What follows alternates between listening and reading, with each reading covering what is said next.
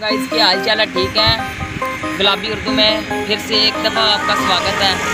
Guys आज हम सैर कराएंगे लाला मूसा के एक पिंड की वास पर की। चलो आज हम वास की सैर कराते हैं।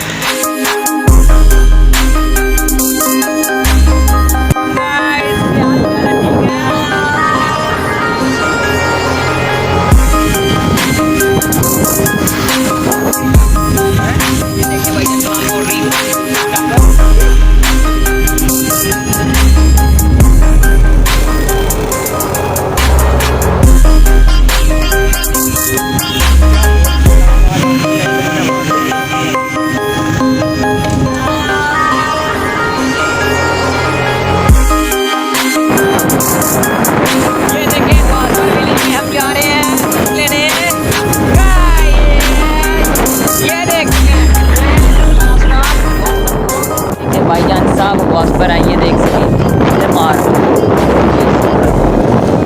ये देखें भाईजान, ये वासपर का स्कूल है।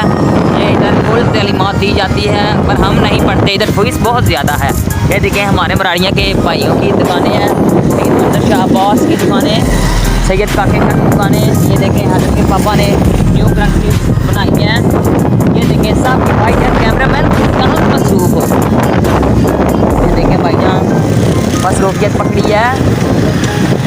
ये देखें मोहब्बत आबिद,